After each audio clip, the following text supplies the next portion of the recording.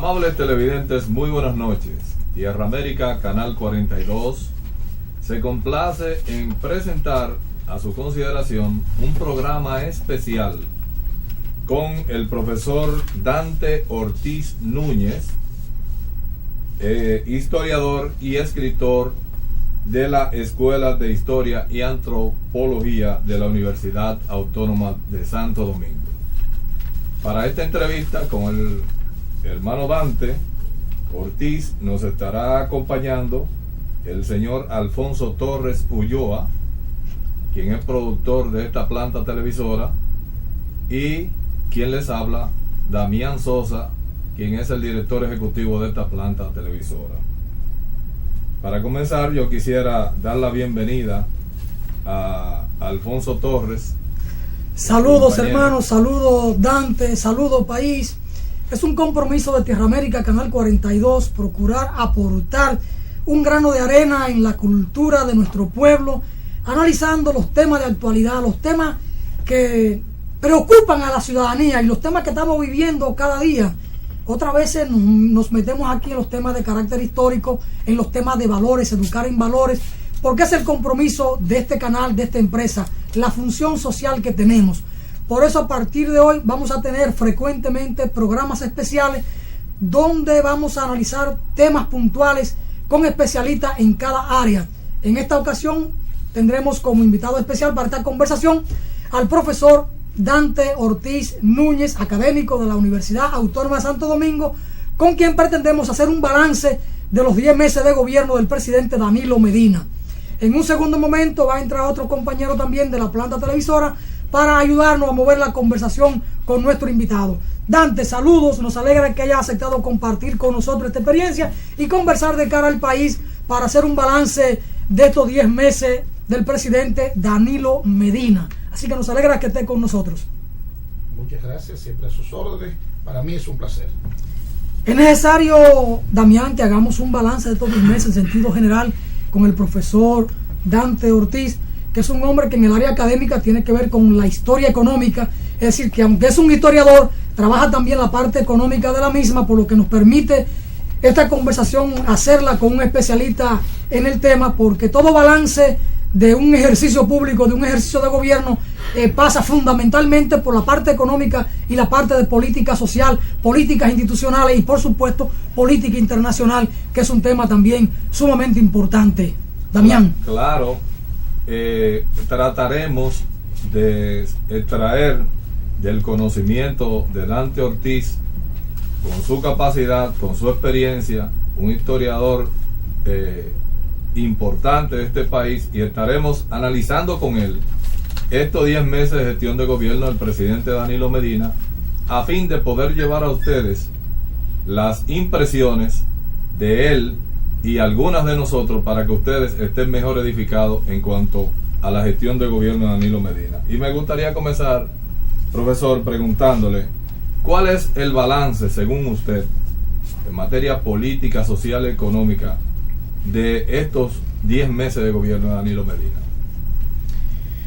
Yo entiendo que en estos 10 meses hay un corte a los 6 meses, porque la intervención del presidente Medina en el Congreso, rindiendo cuenta el 27 de febrero, hasta el día de hoy, es un segundo momento. Observen que desde la toma de posesión hasta el 27 de febrero, había un verdadero matrimonio con los sectores de poder.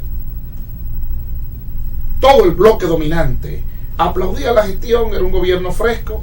Sin embargo, cuando el presidente Medina llama la atención acerca de que se trata de un acuerdo inaceptable, el que se ha firmado en la gestión anterior con la Barrigol, inmediatamente aparece en círculos periodísticos, radiales, televisivos, llamándole populista, diciendo que va a poner en peligro la legalidad jurídica del país y llamando la atención de que hay que preservar el ordenamiento jurídico. ¿Por qué no se preservó el ordenamiento jurídico cuando se firmó ese adefesio de entregar 93% de los beneficios a la compañía privada y 3% al país? Entonces, Por eso yo llamo la atención de que se trata de dos momentos en estos 10 meses. El presidente Medina ha tenido un dinamismo, él personalmente, no así el conjunto del gabinete, aunque puede verse al ministro de Salud Pública con un despliegue de actividades que responden a las expectativas nacionales, y otro tanto al ministro de Obras Públicas, así como Salud, que son los más activos, sin hablar del equipo que acompaña permanentemente al presidente. Pero el resto del gabinete no luce que lleve el mismo ritmo de trabajo, respondiendo a las expectativas nacionales frente a lo que el presidente Danilo llamó en la campaña electoral la deuda social del Estado dominicano con los sectores menos favorecidos de la sociedad dominicana. Por tanto, la primera caracterización de este gobierno es una dinámica del presidente Danilo con algunos de sus ministros, no así con la totalidad, que es bien vista por amplios sectores de la opinión pública nacional, y por tanto le reportan un 89% de aceptación en los ciudadanos dominicanos. Sin embargo, son más los elementos que espera la sociedad dominicana que aquellos que han sido tocados. En el plano económico, el presidente Danilo hace un conjunto de medidas que yo llamo la atención de ustedes primero y de los amigos televidentes para que le den seguimiento. En el 83 en adelante, aquí hubo un pacto del Estado dominicano con el Fondo Monetario para asumir las políticas de ajustes neoliberales. Luego, esas políticas de ajuste a lo largo del gobierno de los 10 años de Joaquín Balaguer fueron modificar la legislación dominicana para hacer una llamada por los sectores neoliberales modernización de la sociedad dominicana, que no era otra cosa que la privatización de los sectores económicos que había heredado el Estado dominicano de la época de Trujillo hasta ese entonces, el año 85 aproximadamente. Entonces, con el advenimiento en el 86 del Pacto Patriótico al poder, le toca al presidente Leonel Fernández decirle a la opinión pública dominicana que iba a fortalecer las empresas públicas inyectándole capital, lo que resulta una farsa colosal, puesto que terminó en una privatización de las empresas, de las 22 empresas heredadas de la sociedad dominicana de la tiranía trujillista. Entonces ha habido en los últimos 20 años una política neoliberal, una política de ajuste, una política para favorecer las privatizaciones, una política contra los sectores productivos nacionales, una política contra los trabajadores, una política de desregulación del trabajo, una política de privatización progresiva del sector salud, una política de privatización progresiva de otros renglones de la vida nacional. Entonces, la primera y más significativa medida del presidente Danilo es desmontar las licencias de importación de productos de rubros agrícolas, arroz, habichuela, papa, ajo, cebolla y otros, que al ser importado a través del PL 480, luego podemos explicar en qué consiste esto del PL 480, se compraban en términos relativamente baratos con licencia de importación. Esos productos se vendían en el mercado dominicano compitiendo de manera desleal con la producción nacional, y eso estaba llevando a los productores de arroz, de habichuela, de papas, de ajo, de cebolla y otros renglones a la quiebra.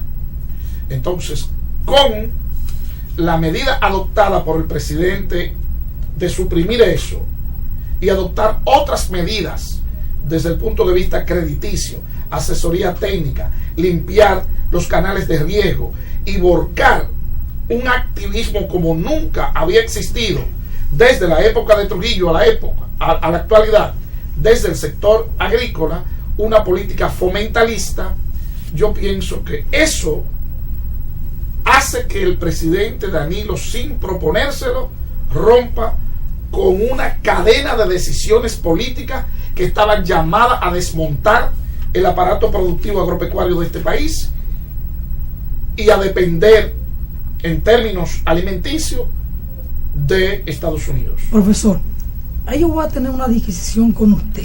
Lo que Danilo desmonta con el tema de la bolsa agropecuaria son las importaciones, que había un negocio en el Ministerio de Agricultura con el anterior ministro, con Salvador Jiménez, alias Chío, de facilitar importaciones a funcionarios que habían constituido compañía a los fines de importar los productos que aquí se producen.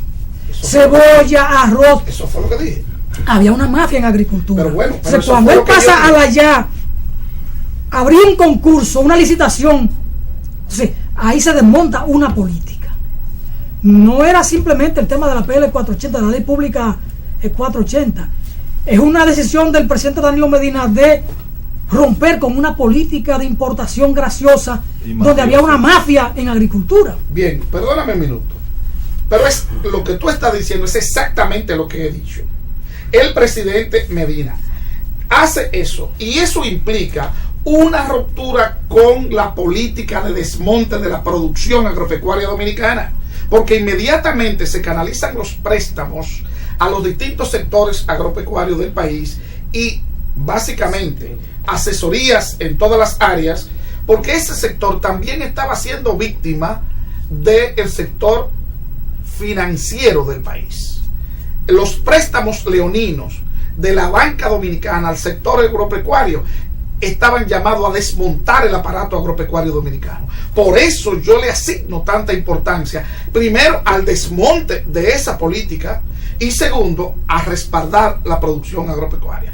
Eso es lo más trascendental. Ahora, eso tiene una connotación de carácter político, porque se toma en el área agropecuaria y técnica, pero repercute políticamente, porque los sectores neoliberales del país inmediatamente comienzan a identificar al presidente Danilo Medina como un hombre no de su sector en términos políticos.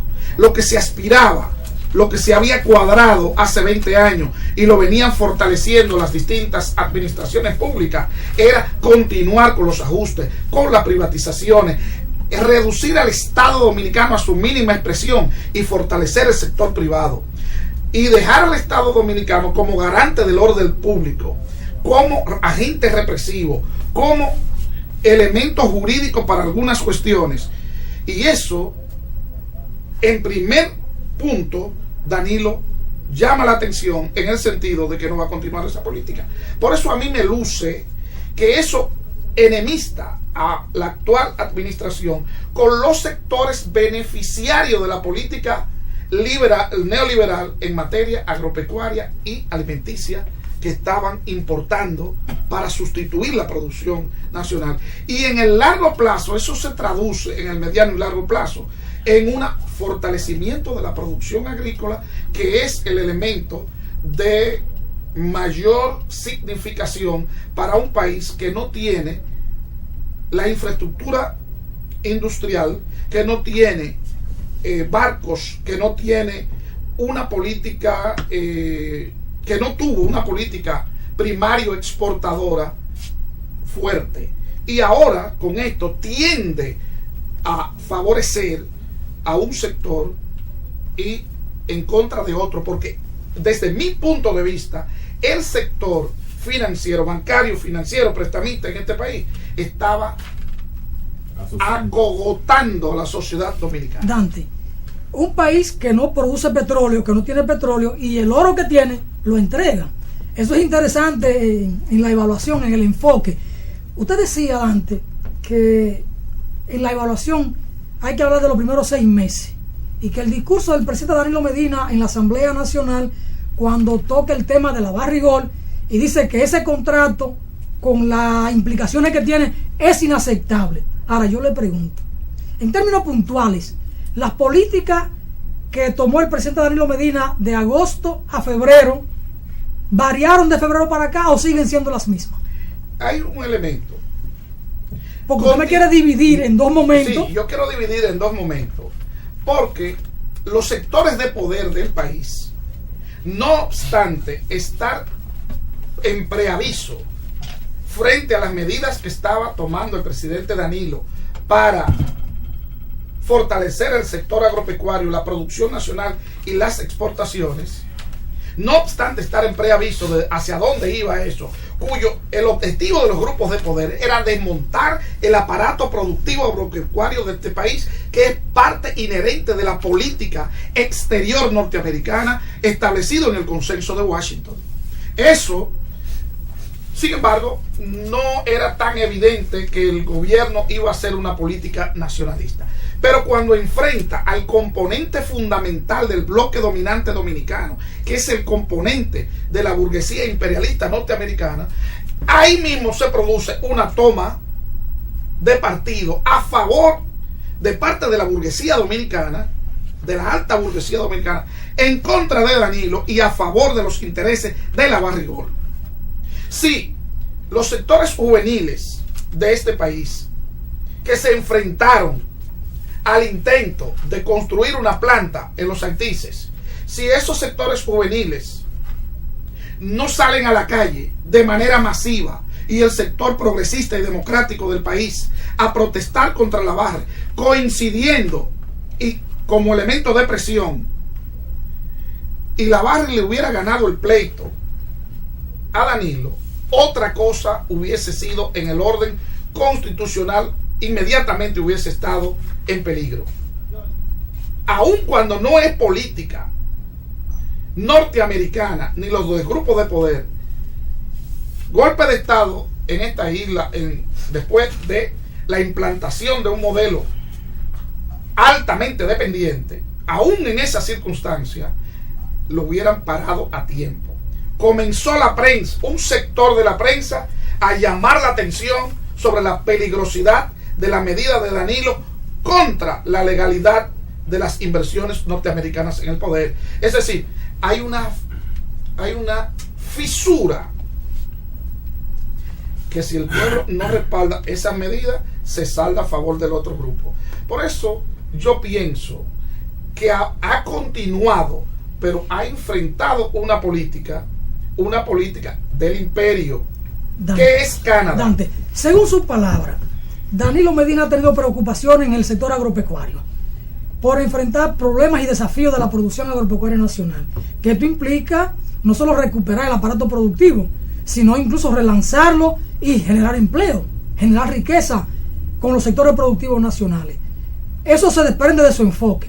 Sin embargo, y muy a pesar de las visitas de Danilo Medina los domingos a una que otra comunidad de repente, y que oferta recursos y dice que va a resolver problemas y ofrece 50 millones aquí, 20 millones allí, y uno no sabe de dónde lo saca, porque este es un país en crisis, como encontró toda el arca, ¿no?, con el déficit fiscal aquel. Sin embargo, ¿dónde está la política agropecuaria de Danilo Medina, que no ha sido capaz de dar respuesta a Venezuela con el tema de Petrocaribe, poner a producir el aparato agropecuario nacional y responder a ese mercado de Venezuela? San Juan de la Maguana, el granero del sur, puede perfectamente reverdecer si Danilo Medina tiene voluntad para eso y cumplir con Venezuela. Y sin embargo, el caso de Haití ahora, con la vela al pollo, nos encontramos con el gran desorden porque no tenemos una política de exportación. ¿Cuáles son los mercados que tenemos y a dónde ha estado la política o la preocupación de Danilo Medina en ese sentido? Bien, mira, lo que tú planteas es crucial para que nos pongamos de acuerdo en un debate en torno a si es lo mismo el Estado conducido por Danilo con una orientación como la que señalé en mi primera intervención, o seguimos con una política neoliberal como la administración que encabezó Fernández. Son iguales. No. Yo diría que no solamente son diferentes en el estilo, sino sustancialmente distintas. El objeto de gobierno del presidente Leonel Fernández era desmontar el aparato productivo en este país. Esa es mi percepción.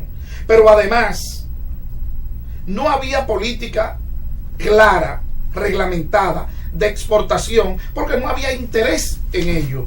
Ahora, tú me preguntas, desde la firma del pacto ya que hemos conocido como Petrocaribe, y estábamos llamados a pagar con habichuelas negras, y teniendo las condiciones en el Valle de San Juan de la Maguana para producir, y yo conozco que ese proyecto para pagar con habichuelas negras llegó a articularse. Sin embargo, no había la voluntad política para llevarlo a cabo, porque había y sigue habiendo en muchas áreas del Estado, sobre todo en política exterior, sobre todo en orientación de las exportaciones, un gran desorden, como tú has señalado. Pero, dada el conjunto que implica Petrocaribe, que implica la CELAC y que implica parar la producción nacional, el próximo paso necesariamente tiene que ser diseñar una política de exportación a los fines de que esa política de préstamo, asesoría técnica y de visita a los sectores productivos medianos y pequeños se traduzca en un éxito. De lo contrario, sería la continuación del fracaso histórico del Estado dominicano en materia no solamente de exportación, de muchas otras áreas. Por eso yo confío en que esto ha de diseñarse y llevarse a cabo. Yo pienso que, dada la situación de abastecimiento interno de Venezuela en estos momentos, es la ocasión para responder en esa área como a ti te preocupa. Todavía no veo las señales de que se vaya a hacer, pero esa sería la respuesta, indudablemente. Te doy un dato, antes que Damián intervenga, te ofrezco un dato, Dante. La preocupación de Leonel y su equipo de gobierno, yo no la voy a situar de que había la intención de desvertebrar el aparato productivo nacional. Sí había la intención de hacer negocio, a como diera lugar, que eso tuviera como consecuencia el hecho de desvertebrar el aparato productivo nacional. Sí, pero la intención era hacer negocio. Observa que en un momento hicieron un embarque de habichuela negra hacia Venezuela, habichuelas que trajeron de Ohio, Estados Unidos, y la reembarcaron a Venezuela en los mismos sacos que decían Ohio. Cuando Chávez vio aquello, lo devolvió por dignidad y por reclamo de respeto, lo devolvió. Es decir, lo que había sí claramente era la intención de hacer dinero de una mafia que estaba instalada allí.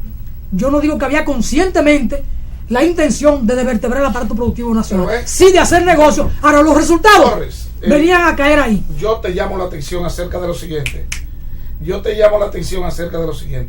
Tú conceptualizas que al interior del Estado que encabezó el presidente Leonel Fernández había una mafia. Mafia es operar de manera gangsteril. Eso es lo que hacían. Y si operaban de esa manera, tenían una intencionalidad. Y esa intencionalidad pasa por desmontar el aparato productivo dominicano.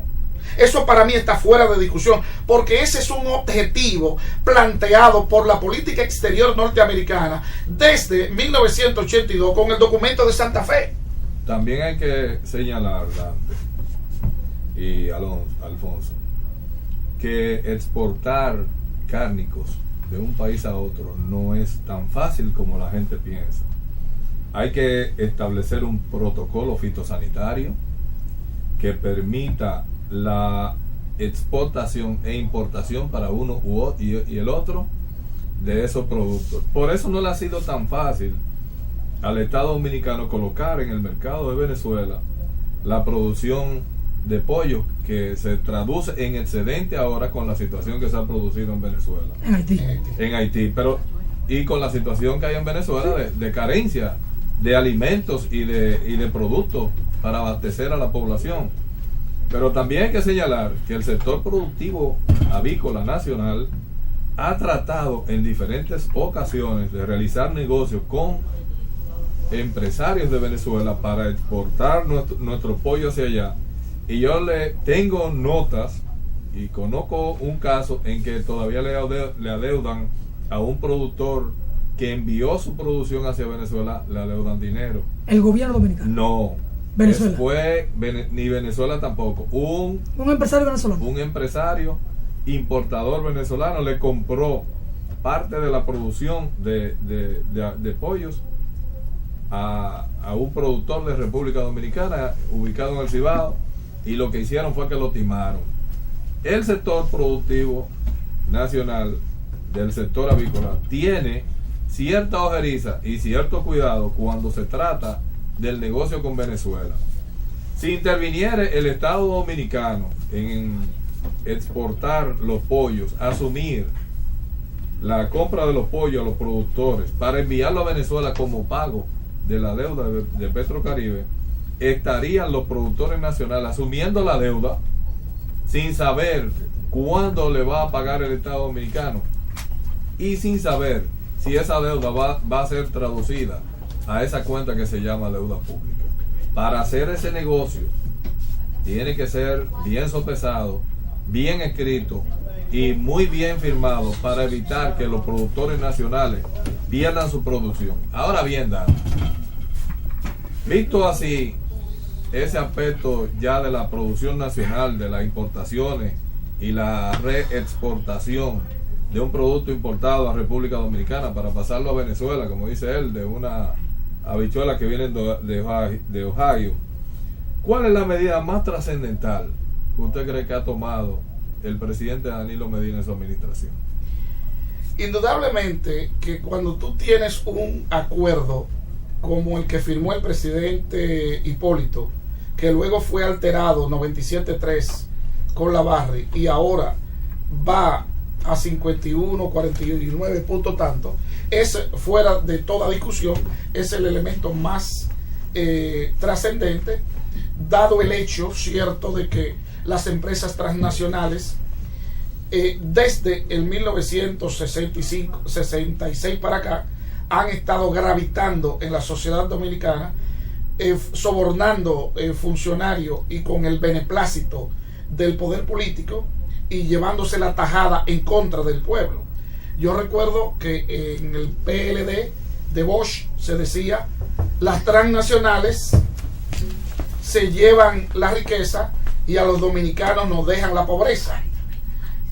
Por tanto, yo puedo sin lugar a dudas afirmar que el elemento más trascendente es el primer round ganado a la Barry, porque yo entiendo que ese expediente no está cerrado, entiendo que la Barry sigue insistiendo con sus subsidiarias en explotar otras áreas del país, sigue sacando por el aeropuerto y los puertos dominicanos sin declarar realmente lo que tiene. Yo entiendo que insiste en la ilegalidad de las exportaciones y yo no veo que se tomen medidas drásticas para llamarle la atención. Por tanto, creo que estoy legítimamente autorizado a suponer que la Barry no da por concluido ese pleito. Y hay sectores de la vida dominicana que apuestan a un entendimiento con la Barry. Sectores políticos que fueron declarados beneficiarios, y en Canadá específicamente el expresidente Fernández fue declarado en Canadá como el presidente del año. Y me luce que aun cuando el comité político apoyó al presidente Danilo Medina para que lleve a cabo acciones como la que llevó, no está cerrado definitivamente el expediente de la Barry. A mi modo de ver, eso es lo más trascendente. Habrían otras cosas no tan significativas, pero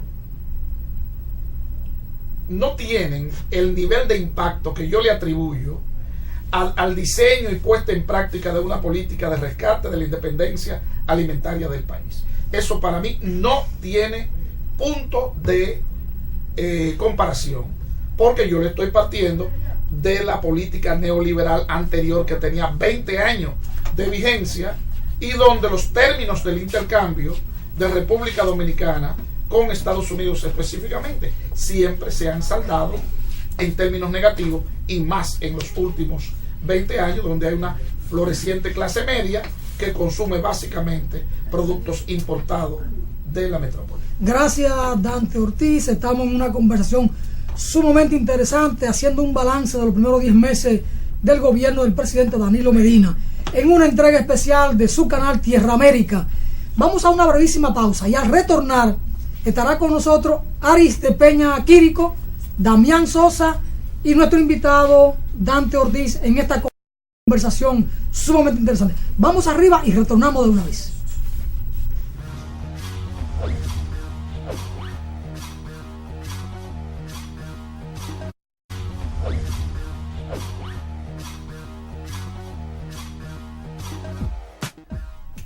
Continuamos con este conversatorio que estamos llevando a cabo con el profesor Dante Ortiz Núñez, historiador y escritor de la Escuela de Historia y Antropología de la Universidad Autónoma de Santo Domingo. Para continuar en esta importantísima entrevista, tenemos la participación del veterano productor y conductor del programa, Aris de Peña, quien a continuación nos estará acompañando en esta entrevista con Dante. Buenas noches, Aris. Buenas noches, profesor Dante. Es un placer, es un honor para nosotros compartir este importante e interesantísimo panel para conversar, seguir conversando con usted en esta revisión que hacemos, esta evaluación de los 10 primeros meses de gestión gubernamental del licenciado Danilo Medina Sánchez al frente del Estado Dominicano. Vamos a dejar que sea Damián que continúe con el hilo del conversatorio inicial y que se quedó en una posición, en un tema muy importante, muy interesante que usted desarrollaba. Hemos hablado de la producción nacional, del peligro que corrió la producción nacional, según usted, profesor, en manos de Leonel Fernández, en la cual usted considera que se actuó o se trabajó para desmontar al sector productivo nacional. Ese sector productivo nacional, al día de hoy, está confrontando un grave problema con la producción avícola, llámese pollos y huevos, partes de pollos que eran exportados de manera informal a la vecina República de Haití, y pienso también que en algunas ocasiones de manera formal a través de los canales fitosanitarios recomendados por los organismos internacionales. Eso nos lleva a una parte importantísima de la gestión de gobierno del licenciado Danilo Medina, y es lo referente al manejo de las relaciones exteriores de nuestro país, y sobre todo tan importante para nosotros como lo es el vecino estado fallido de Haití, el cual en un momento dado nuestro presidente va a Haití, está sembrando árboles, le está regalando árboles, le está prestando técnicos al presidente de Haití, lo aplauden, y en horas está cerrada la frontera. ¿Cómo enjuicia usted eso?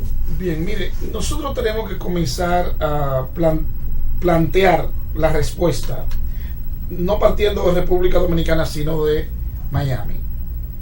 Un grupo de empresarios haitianos establecidos en el estado de la Florida financió parte de la campaña del actual presidente haitiano.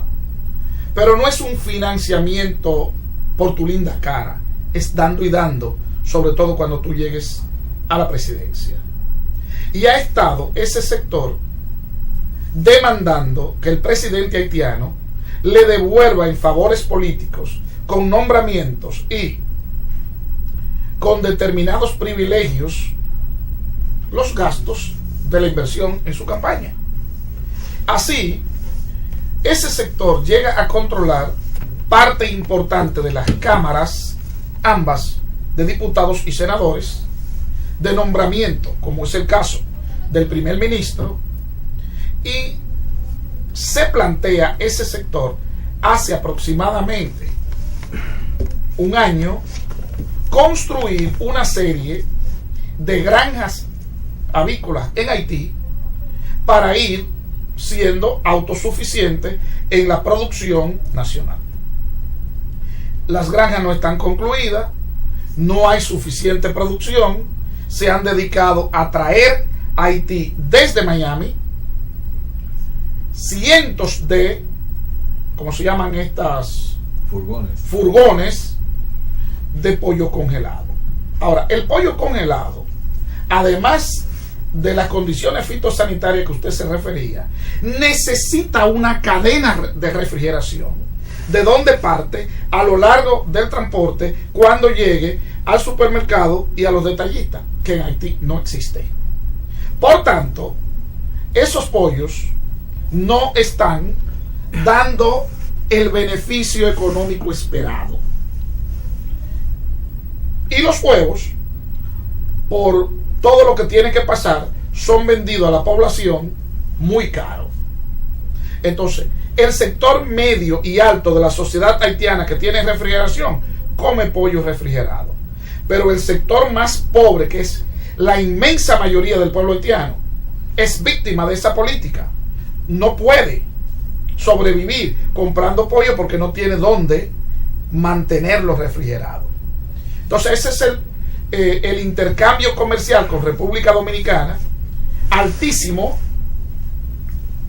en más de un 90% favorable a República Dominicana, que un sector productivo pretende arrebatarle a la República Dominicana, pero para eso previamente tiene que golpear a los consumidores nacionales haitianos y en segundo lugar al sector productivo agrícola dominicano. Mire, entonces esto ¿por qué se hace? Porque nunca ese sector ha sido regularizado. Ese sector está a la brigandina, pero yo quiero llamar la atención de que aquí hay 6 fábricas de cemento, todas las cuales están produciendo para Haití, y los tubos para Haití, y todos los materiales para las construcciones salen de República Dominicana, y las fotocopiadoras, y los materiales de cámara, y los materiales educativos, todo sale de aquí. De manera que no es solo huevo y pollo, también es salami. Entonces, en estos momentos, lo que significa las exportaciones dominicanas a Haití requieren, están demandando su formalidad, su regularización, y eso pasa por un problema protocolar, por un problema jurídico y por un problema internacional entre ambos estados, que ha venido trabajando en eso en los últimos 17 años. Aquí hay una comisión mixta dominico-haitiana que ha hecho innumerables propuestas técnicas bien elaboradas para resolver ese problema, pero ni el grupo dirigente haitiano e históricamente el grupo dirigente dominicano han tenido voluntad política para sancionar esos acuerdos previos técnicos y convertirlos en políticas oficiales. De manera que ese es el trasfondo de lo que hay ahí. Un grupo de inversionistas haitianos que plantea desplazar a los productores dominicanos, producir ellos e ir arrebatándole paulatinamente ese mercado que es en un 90 a 10 de lo que se lleva a cabo en ese renglón específico. Mire, profesor Dante, hay una realidad concreta. Damián, cuando hizo la pregunta, muy acertadamente destacó el estado fallido de Haití. En realidad pueden haber esas pretensiones. Un colega suyo, como historiador, decía hace un par de semanas atrás, nos referimos a las declaraciones que dio Euclides Gutiérrez Félix, que decía que Haití estaba siendo gobernado dentro de ese estado fallido por un grupo de mafiosos políticos haitianos. Esa es la realidad, y así lo revela las declaraciones del presidente Danilo Medina en el día de hoy, donde tuvo la informal reunión y que por primera vez esa entelequia de presidente haitiano, Martelly, le presenta la realidad de por qué la veda a los huevos y a los pollos para Haití. Dice que sectores, lo confiesa, quieren buscar 300 millones de dólares dentro de los beneficios de los más de 2.000 millones que produce esas exportaciones nuestras a Haití. Se reconoce la calidad hoy del producto nuestro, de huevo y de pollo. Pueden competir con cualquiera de Norteamérica, como de Brasil, que también se dice que ha estado interviniendo en esas exportaciones. Pero miren, definitivamente esa es la realidad. ¿Usted cree que hay una solución concreta en términos de esto? Y le digo un poco más, son 22 productos dominicanos, incluyendo lo que usted señala, el cemento, que están focalizados por esos grupos mafiosos que gobiernan Haití para ir socavando lo que es las exportaciones dominicanas al territorio haitiano. Bien, me parece de extrema importancia la discusión de este problema. En primer lugar, si yo en mi primera parte hablé de la importancia de la independencia alimentaria para la República Dominicana, siendo coherente, tengo que darle el beneficio a los haitianos de que quieran ser autosuficientes en materia de producción agropecuaria. Nosotros lo que tenemos que ser es capaces de diseñar una política de exportación de cuando nos falle un mercado tenerla. Por ejemplo, Bosch, en innumerables conferencias a través de Tribuna Democrática, llamó la atención de que cada vez más Estados Unidos compraría menos azúcar, porque había comenzado a producir azúcar del sirope de maíz. Y pasaron 10 años, no, 15 años, 20 años, no se tomó ninguna medida y se prefirió desmontar el aparato productor azucarero dominicano antes de diseñar una política de venta en los países asiáticos, en los países árabes, que sustituyera el mercado norteamericano. De manera que nosotros no deberíamos de alarmarnos porque en el vecino país haya una intención de esa naturaleza. Lo que tendríamos nosotros que exigirle al Estado dominicano es que a través de la Cancillería nuestros embajadores y todo el personal esté al servicio de la colocación de los productos dominicanos, desde los productos artísticos, productos artesanales, agropecuarios, industriales, etcétera, en distintos mercados. Entonces la pregunta viene: Haití está intentando hacer eso porque es un estado controlado por mafias. Mire, a mí eso, yo no suscribo eso. Y no lo suscribo porque Haití es un estado fallido, independientemente de que tenga personas bajadas del cielo dirigiendo el estado haitiano. Es un estado fallido porque la democracia no funciona en el aire.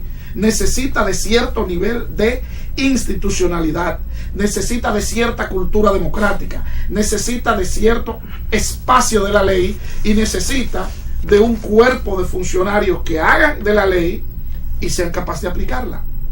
Y eso no existe. Por tanto, en ese sentido es un estado fallido. Pero ¿ha habido personas bien intencionadas al frente de ese estado? Yo creo que sí. Y creo otra cosa, que compartimos una isla, que estamos llamados a un matrimonio sin divorcio y que tenemos que buscar la forma de relacionarnos sin estar sometidos a las veleidades de un grupo político que llegue al poder en Haití, que trate a los dominicanos de la manera desconsiderada, como lo han hecho estas autoridades y como se ha hecho en el pasado. Pero en última instancia, ¿quién es el responsable de no haber diseñado una política en ese sentido? Yo llamo a un mea culpa nacional. Porque desde que los sectores agropecuarios tienen la obligación de pagarte 400 pesos el día, 300 o lo que sea, y a un nacional haitiano indocumentado se le paga 200 pesos menos que al trabajador dominicano, primero, están estimulando la entrada de indocumentados. Segundo, están aumentando el desempleo en el país. Están violando todas las reglas nacionales, no le pagan, no cumplen con el seguro social, y cuando los haitianos protestan, llaman a inmigración. Entonces, ese sector, el sector arrocero, el sector de la construcción, el sector de los recolectores de grano, que emplean manos indocumentadas, ha contribuido a hacerle un daño significativo a la sociedad dominicana, porque Haití es una sociedad tan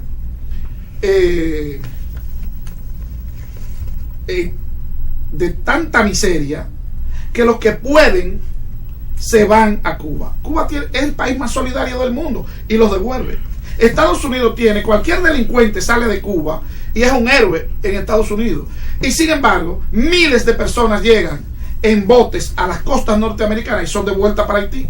Estados Unidos también, lo mismo que Canadá, Bélgica, Francia, tiene una actitud de rechazar al Estado dominicano en los organismos internacionales y de presionarnos para que nosotros los dominicanos asumamos la responsabilidad de una sociedad que fue destruida por los franceses en 100 años. Miren, el grado de intensidad que Francia sometió a los trabajadores esclavos haitianos fue de 6 días a la semana, 12 y más horas diarias. Y para refinar el azúcar, tumbaron los árboles. Y la relación entre árboles tumbados y la pluviometría es de tal naturaleza que la tierra se hizo árida. Entonces, el porciento de sector productivo haitiano es la continuación del Valle del Cibao, lo que se llama la Plaine Central. Y este territorio no es suficiente para producir la cantidad alimentaria que necesita Haití. Sin embargo, Haití, lo mismo que otros países africanos que fueron colonias de Francia, son los países que presentan el menor nivel de desarrollo humano en el mundo. Luego, Francia se alimentó desde 1740 a 1791, extractando riquezas que constituían más del 60% de lo que le entraba a Francia en la segunda mitad del siglo XVIII, provenía de Haití. ¿Quién es pues el responsable número uno de la situación de los franceses? Esos irresponsables que en el plano internacional pretenden que República Dominicana se haga cargo. Y en el siglo XIX, Estados Unidos, que por razones de la geopolítica de la isla, mira, en el año 1860, Estados Unidos descubrió que los desechos fecales de los murciélagos, el guano, era el mejor abono, y decidieron intervenir islas adyacentes de Cuba, de Haití y de República Dominicana. Entonces, en el siglo XIX, ¿cuántos presidentes haitianos salieron de ahí vivos? Muy pocos. ¿Y quién es el gran beneficiario de eso? Los Estados Unidos, que cuando intervienen en el 15 hasta el 34, se dedica a comprar sangre, plasma, para la Primera Guerra Mundial y luego la Segunda Guerra Mundial. Entonces, los responsables de la situación haitiana, además de la clase dirigente inoperante, son Francia, Estados Unidos y Canadá. Profesor, yo te digo, en esa dirección. Esa era una parte que la habíamos diseñado para la segunda parte de este largo conversatorio con usted. Pero perdóname, para redondear esto, sí. Esa situación lleva a una prédica anti-haitiana en algunos sectores dominicanos y de una prédica antidominicana en los sectores haitianos. Pero nosotros no podemos confundir al pueblo haitiano con el Estado haitiano. No podemos confundir ambas cosas. Estamos llamados, mira, yo quisiera aprovechar, y no estamos hablando de historia en el día de hoy, para llamar la atención de los amigos televidentes, en el sentido de que no obstante la prédica anti-haitiana por razones de color, Duarte toma distancia de esa actitud racista y dice que es un problema cultural, continuando con la misma expresión que había hecho años atrás Núñez de Cáceres, y como cualquier dominicano debe asumir sin caer en racismo. En Haití se hace prédica antidominicana, y ahora con este conflicto eso ha lacerado el orgullo dominicano. esa conducta de los dirigentes haitianos. Ahora, yo pienso que se ha manejado bien el gobierno dominicano, pero falta institucionalizar las relaciones, no solo con este país vecino, sino con todos los países. ¿Qué hace la diplomacia dominicana? Que nos cuesta tan caro, que recibe emolumentos en dólares, que tienen una vida paradisíaca, que viven de fiesta en fiesta, a cambio de cuál servicio le rinden al país. Hay que decir, profesor, que una de las primeras medidas que tomó el presidente Danilo Medina al asumir la primera magistratura del Estado fue enviarle una comunicación a los encargados de embajadas, destacando el interés de él como presidente, de que toda persona que estuviera en una embajada estuviera trabajando en beneficio del país y sobre todo, en especial, que estuviera diligenciando la venta de los productos de República Dominicana donde ellos se encontraran trabajando. De que el presidente tenga ese deseo, a que se haya hecho o se esté haciendo, a mí no me consta. Pero ¿qué le parece a usted la intención del presidente de mover el sector productivo y de mover el sector exportador también, como una forma de generar riquezas para todo el pueblo dominicano, porque afecta a todos los sectores? Aquí hay un sector que es el llamado a estimular las exportaciones, que tiene que asesorar a los productores nacionales en materia de la calidad final del producto, en materia del diseño de presentación y en materia de la literatura que contiene esto, a los fines de que nuestros productos exportables tengan presentación y se conviertan en competitivos en el mercado internacional. Esa política supuestamente existe, pero todavía yo no creo que se esté aplicando. De todas maneras, si nuestro presidente Danilo Medina hizo eso hay que saludarlo, eso hay que felicitarlo. Pero yo insisto en que Danilo Medina tiene un nivel de actividad y 3 o 4 o 5 funcionarios, no el resto del gabinete. Y por tanto, nosotros tenemos un déficit fundamental en lo que se hace desde el gobierno para sintonizarse con el país, para aplicar consistentemente política y para proyectar nuestras ventas en el extranjero. Mire, no sé, todo se carga en el país a lo que pueda hacer, lo que pueda determinar el gobierno central. Creo que el sector privado, y en una confesión que hizo ahora recientemente, donde en los últimos 12 años solo ha tenido la capacidad de producir unos 40 y tantos de mil de nuevos empleos, frente a que el gobierno ha producido más de 300.000, es algo significativo que muestra que definitivamente estamos ante un sector empresarial con grandes déficits de posibilidades de contribuir al desarrollo nacional. Mira, yo suscribo totalmente eso. Primero, la intervención norteamericana de 1965 trajo como consecuencia traer 500 técnicos de distintas áreas económicas, agropecuaria, educativa, financiera, y atrincherados en el Banco Central, que fue la primera institución que lograron recomponer luego de la disolución del Estado Dominicano por la irrupción de los sectores populares reclamando el retorno del gobierno de Bosch. Se promulgaron un conjunto de leyes, 300 y tantas, bajo el gobierno provisional de Héctor García Godoy.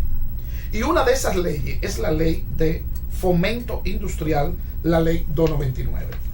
El fondo FIDE y todo eso, y las iniciativas de turismo, se iba a ser administrado desde el Banco Central. Bien, se tomó una determinada cantidad de dinero prestado bajo la administración del presidente Balaguer, que se facilitaba a los empresarios y a aquellos que querían establecerse como tales. ¿Dónde están los resultados de esa política fomentalista, de esa política de endeudar al país para prestarle dinero a un conjunto de personas que lo invirtieron en casas, en carros de lujo, en bebidas traídas del extranjero y no cumplieron con la misión histórica para la cual se le estaba prestando el dinero? De manera que esa es la raíz histórica.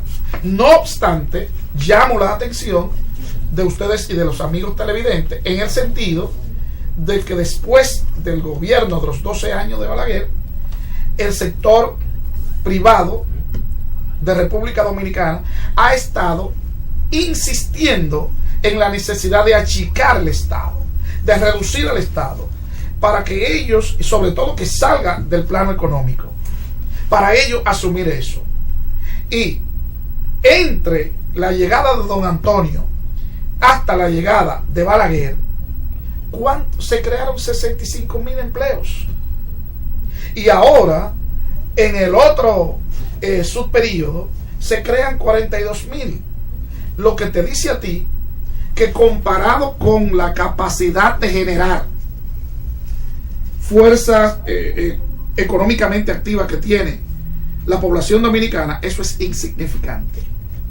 Y la resultante ha sido que las universidades dominicanas, no hay que perder de vista de que aquí tenemos más de 40 universidades e institutos superiores, están graduando a nuestros jóvenes a un costo directo e indirecto altísimo, y luego no hay plazas laborales y le estamos entregando médicos, abogados, ingenieros, agrónomos, etcétera, a sociedades extranjeras más desarrolladas que nosotros, que no han aportado un centavo en la formación de esos técnicos.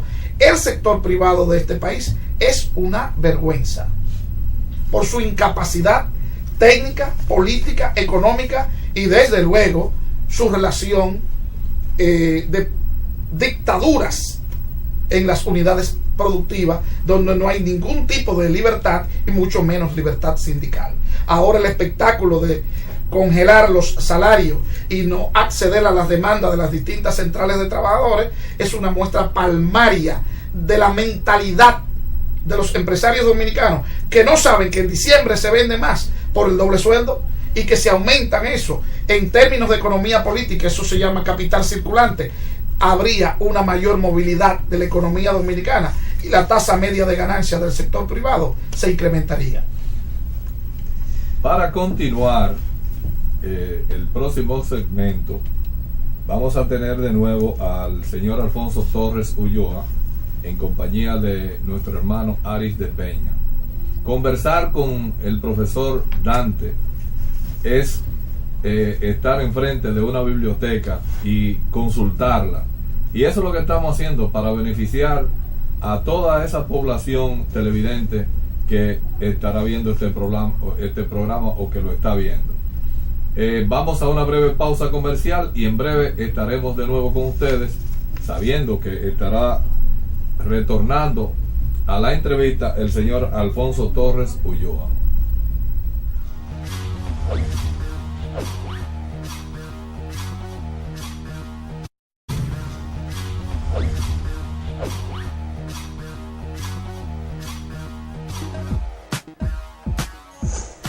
Seguimos en esta entrega especial de Tierra América, su canal educativo donde la vida se hace imagen.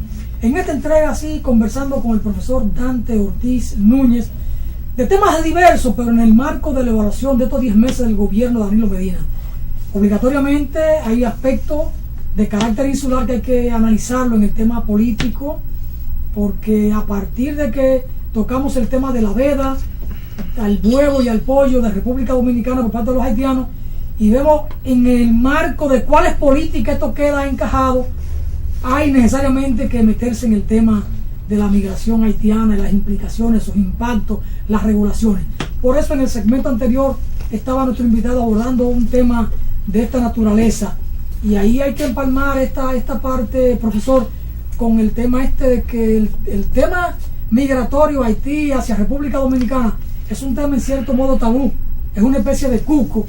Aquí plantear lo que usted está diciendo es un desafío a sectores de la vida democrática, de la vida política, de la vida institucional, pero estas cosas tienen que ser dichas con mucha claridad. Así que retomamos el tema de carácter insular en esa parte tan interesante del mercado laboral, el mercado de trabajo, las regulaciones y cómo los dominicanos piensan más que en otra cosa en los beneficios que a corto plazo puede obtener de una mano de obra barata, e incluso llegando a la temeridad de que cuando trabajadores haitianos acumulan cierta ganancia, no le quieren pagar, y lo que hacen es que lo denuncian a migración, a la policía, buscan un cuco, dan unos centavos por ahí y crean una situación de violación de derechos esenciales de estos migrantes, de estos trabajadores, que independientemente de que sean ilegales, son seres humanos que requieren respeto, que merecen respeto y que deben ser respetados, y que cada dominicano le debe ese respeto en tanto ciudadano, en tanto persona.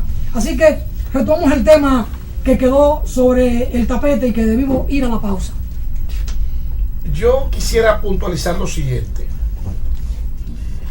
Acabo de responder una pregunta del rol del sector empresarial dominicano creando empleos. Mínimo. No obstante, las exoneraciones, no obstante, las facilidades de préstamos blandos, las exoneraciones, la doble contabilidad conocida de todos, etc. Facilidades que hace el Estado dominicano a los fines de que este sector se consolide y cree empleos. Sin embargo, lo primero que hace es enfrentar la mínima capacidad organizativa de los trabajadores y diezmarla, con lo cual se reduce la capacidad de negociación de la clase trabajadora. Aquí hubo, en el periodo que he llamado los últimos 20 años de neoliberalismo, los llamados pactos tripartitas, que no han sido otra cosa que desmovilizar a la clase obrera. Aquí no se ha firmado un pacto colectivo de trabajo. Aquí no se han creado nuevos sindicatos porque son reprimidos. Aquí esa burocrática e inoperante Secretaría de Estado del Trabajo, hoy Ministerio de Trabajo, debería de disolverse, porque ha estado plenamente al servicio del capital y no del trabajador. Se supone que un Estado democrático debería de ser la mediación a los fines de conciliar, a los fines de mantener el interés nacional. Por tanto, el sector empresarial dominicano ha tenido el beneplácito de los distintos gobiernos para actuar a su libre albedrío por encima de la legalidad constitucional y de la ley del Código de Trabajo. Entonces, fomentan, y lo digo de manera responsable, fomentan la contratación de mano de obra indocumentada para pagarle menos y aumentar la tasa media de ganancia de la burguesía dominicana, del empresariado dominicano. Profesor, eso es un ataque no a los trabajadores, sino al pueblo dominicano en su totalidad. Pero después tienen un discurso hipócrita en los medios de comunicación contra los haitianos. De la misma manera que Joaquín Balaguer decía horrores de los haitianos, los deportaba, pero admitió en la práctica y fomentó que votaran para su partido. Lo mismo que crear 2 campamentos de 50,000 refugiados haitianos en República Dominicana, o que el presidente Hipólito Mejía permitiera el entrenamiento de un grupo de bandidos con los militares dominicanos para cruzar la frontera y propiciar un golpe de Estado en Haití. Es decir, el Estado dominicano ha sido inconsistente en extremo. Los sectores productivos que usan mano de obra haitiana tienen una doble moral, y el Estado dominicano carece de una política nacional frente a los haitianos, una política general frente al problema de la frontera, una política general migratoria que, aunque está escrita, no tiene el personal con los perfiles adecuados. Ayer, en la época de Trujillo, era un castigo mandarte a la frontera como militar. hoy es un negocio que hasta se compra.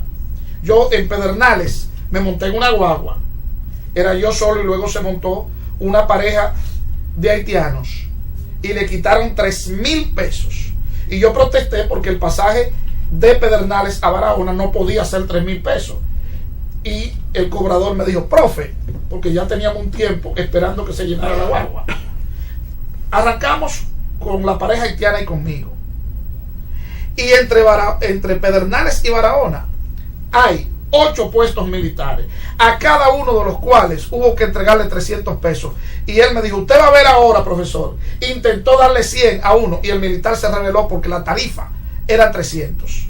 Entonces, cuando tú tienes un salario para los militares vergonzoso, insultante, humillante, como ese, tú lo estás conminando a que haga ese tipo de práctica diaria, que se deje sobornar para entrar ilegales al país que tú no sabes que son, si son portadores de enfermedades. A los niveles de degradación que ha llegado la sociedad y la institucionalidad política en la República Dominicana, le puedes poner 20,000 pesos al guardia, al policía, y van a seguir extorsionando, porque no hay voluntad política para hacer la cosa bien. Estoy totalmente de Ari acuerdo. quería hacer una interrogante, un planteo ahí. Mira, es porque, y es retomando, yo no quiero entrar porque yo tengo posiciones públicas claras y definidas ante el problema haitiano, y yo no quisiera en la evaluación de los primeros 10 meses de Danilo tocar muy de lleno y muy fuerte este aspecto. Pero, profesor, retomando, mire, la evaluación de gestión. El presidente Danilo Medina es el único presidente que como candidato recibió el apoyo de todas las centrales obreras del país. Nunca antes ese fenómeno político electoral se había presentado con otro candidato. Y sin embargo, Danilo lo logró.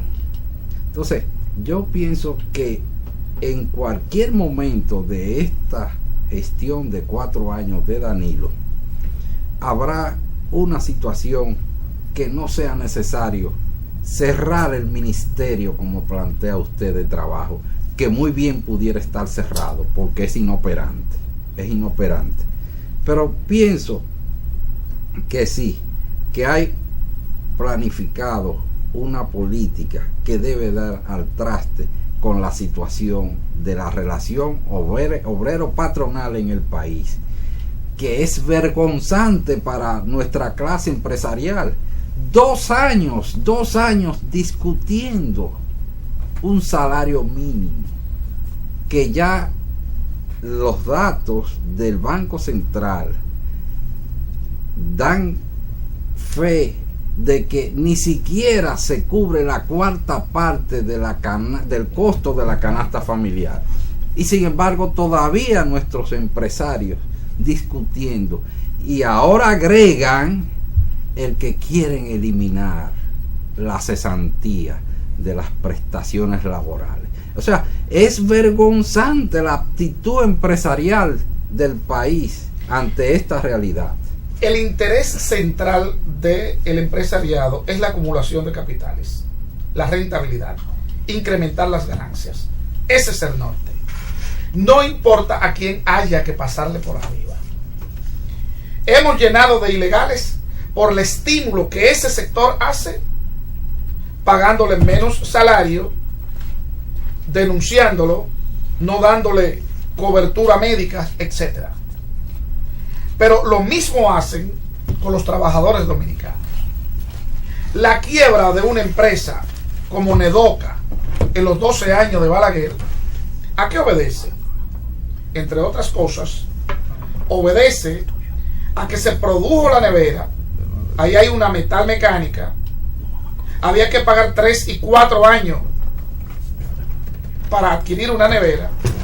Balaguer había congelado el salario y la cantidad de neveras que tenía que venderse no se vendía para recuperar el capital, y por tanto la fábrica quebró.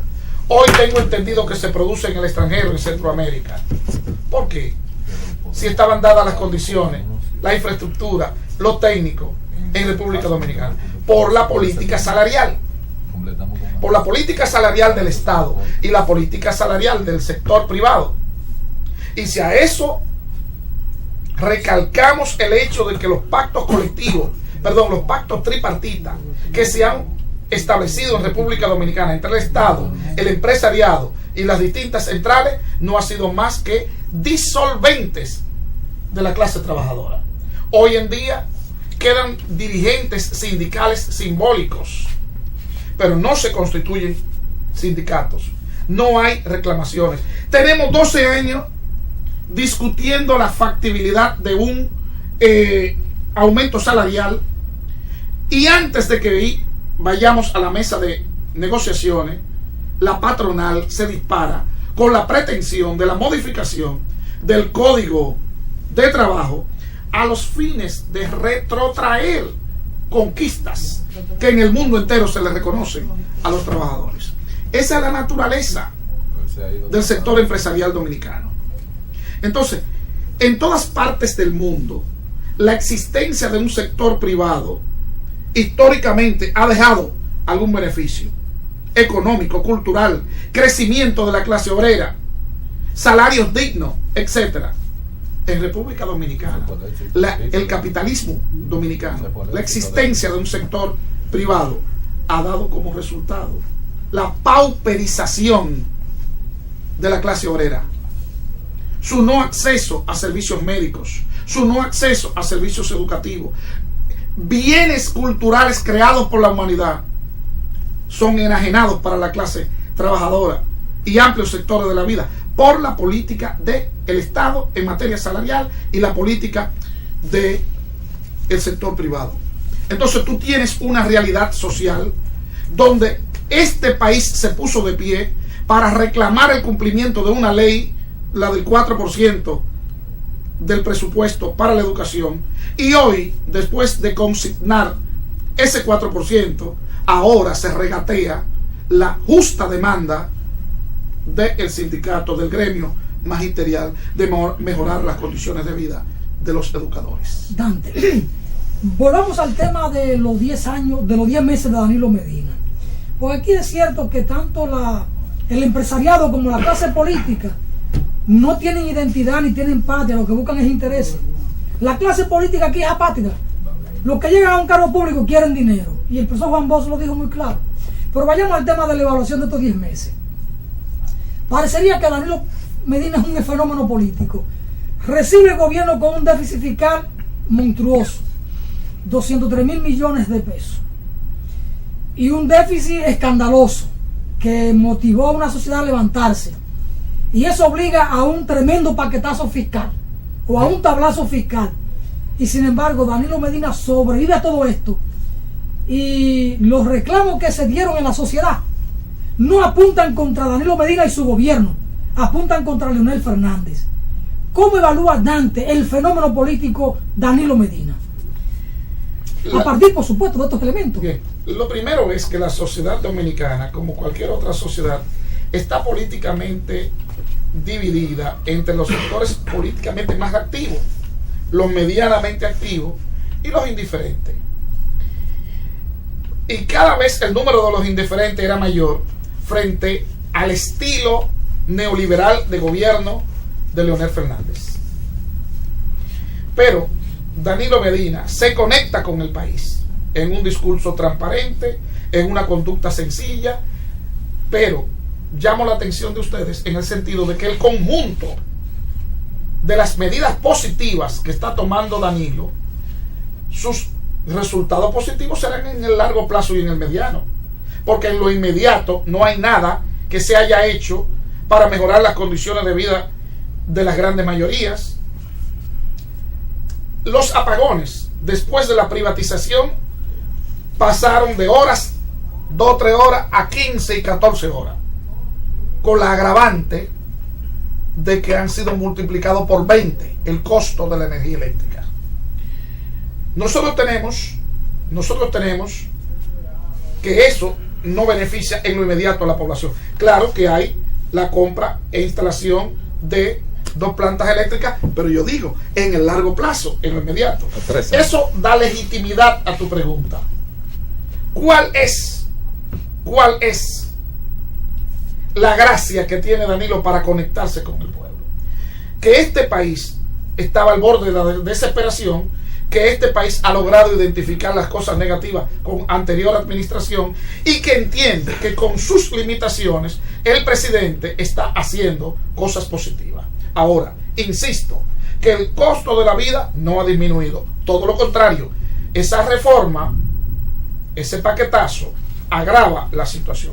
En todas partes del mundo se llama impuesto porque se impone a la población. Y ahora hay nuevas cargas impositivas que han de pagar los sectores medios, porque la burguesía siempre dispone de recursos para evadirlo o para pagarlo sin grandes consecuencias. Y los sectores sin ingreso están exonerados o no tienen empleo para pagarlo. Entonces, el país está sintonizado en que entiende que este hombre ha de hacer cosas que le han de beneficiar, aunque en lo inmediato no ven eso. Por eso yo entiendo el 89% de popularidad del presidente. Profesor, eso es importante que usted señala ahí, 89%. Mire, sería extemporáneo, pero empieza a circular en el pueblo la posibilidad de que el presidente Danilo Medina continúe en el poder más allá del 16.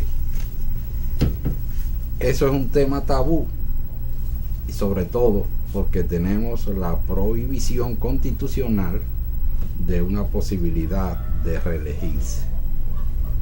¿Cree usted que dentro de esta realidad, de ese encanto que usted señala que posee Danilo Medina, ante toda una situación calamitosa que presenta el país y ese 89% de aceptación del pueblo, que implica incluso sectores contrarios, pudiera existir esa posibilidad?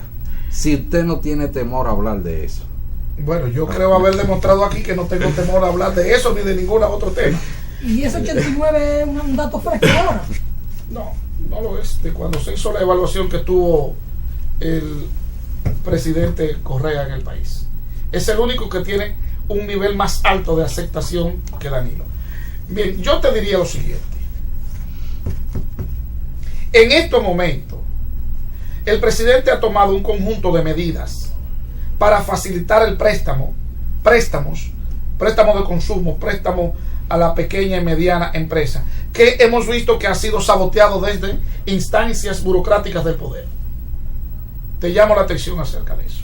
Segundo, hemos visto cómo no se produce un aumento general de salario, que es una demanda histórica que salvaría y movilizaría la economía como todos los sectores aspiramos. Y estamos viendo cómo en el país estamos poniendo un tema de carácter político cuando la prioridad nacional es un tema social. Bosch llegó al país en 1961 y cuando había una efervescencia nacional antitrujillista en los sectores juveniles especialmente, sacó lo político de su agenda, hizo énfasis en lo social, se conectó con el campesinado, la convirtió en clase apoyo y se alzó con el triunfo electoral. Danilo es un hombre estudioso del pensamiento y la acción política de Bosch. Tenemos que esperar que la juegue en el futuro inmediato como la está jugando ahora. Yo pienso que Danilo tiene en su contra la correlación de fuerza al interior de su partido, que creo que no le es del todo favorable. Desde luego es una apreciación subjetiva, puesto que yo no conozco las interioridades de esa organización. A propósito de eso, pero es una pregunta que tengo que plantear. Yo pienso que las movilizaciones que se dieron en contra de la corrupción no eran en contra de Danilo, pero pudieran tocar a Danilo y a su administración si éste no es capaz de responder con medidas concretas que beneficien al colectivo nacional. Porque hay que esperar que una sociedad tan endeble en términos institucionales como la nuestra, carente de continuidad en las políticas, y frente a la crisis capitalista en Europa, que ha golpeado a España, Grecia y otros países, y esa misma crisis en los Estados Unidos, que golpea al sector, a pesar de que ha habido una recuperación significativa en los últimos meses, ha disminuido el empleo. Esa crisis se agudiza porque la crisis del capitalismo no tiene solución, sino con una salida postcapitalista. Esa crisis ha de afectarnos a nosotros todos. Y una medida preventiva sería un aumento salarial. Una medida preventiva sería que estos privatizadores que lograron quitarle al Estado el problema de la salud, lo privatizaron, cobran de manera compulsiva y no son capaces de devolverle en servicios médicos a la sociedad. Hasta que eso no se aclare, se transparente, eso es otro problema que tenemos que discutir en este país. Entonces yo pienso que antes de hablar del aspecto repostulación, hay un elemento que es favorable a la izquierda, que la ha demandado por 20 años, a los sectores progresistas y a Danilo, que es una convergencia nacional, crear una comisión que haga una constituyente por consulta popular, llamar a esa constituyente, modificar esa constitución de Leonel a imagen y semejanza que un grupo de sastres jurídicos le hizo, y hacer una constitución verdaderamente democrática, a donde no haya un faraón, donde no haya un soberano que concentre todos los poderes y nombre todos los funcionarios de las distintas instancias y agencias estatales. Yo pienso que antes que eso hay que tomar medidas de carácter social para minorar la crisis del presente. Hay que marcharle el problema de la constituyente a los fines de una compactación nacional. Bueno, en esta conversación especial con el profesor Dante Ortiz Núñez, estamos abordando el tema de los 10 meses de Danilo Medina, pero entran otros temas colaterales que son necesarios.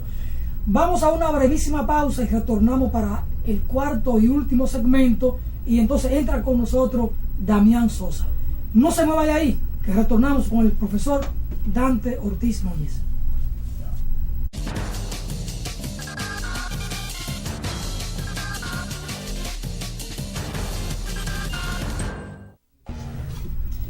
Tierra América, la vida hecha imagen, tiene un compromiso con la cultura, con la educación de este pueblo. Sobre todo, educar en valores. Por eso aquí, una buena parte de los programas nuestros van al fondo de nuestra historia para conocer el ejemplo de nuestro paradigma, de nuestros hombres y nuestras mujeres, en el discurrir de la historia y sus aportes a la patria. Hoy, en una entrega muy especial, estamos haciendo un balance de los 10 meses del presidente Danilo Medina con el profesor Dante Ortiz Núñez. En el segmento anterior quedó una pregunta ahí que merece un poco más de análisis, profesor. Tiene que ver con las contradicciones internas en el Partido de la Liberación Dominicana. Parecería que hay liderazgos en competencia, que hay liderazgos que se desafían. Hay que recordar aquella expresión de Danilo Medina cuando dijo: me derrotó el Estado. Y eso quedó latente ahí, ese pugilato. Finalmente Danilo se impone como candidato y es el presidente. Pero Leonel es el presidente del partido.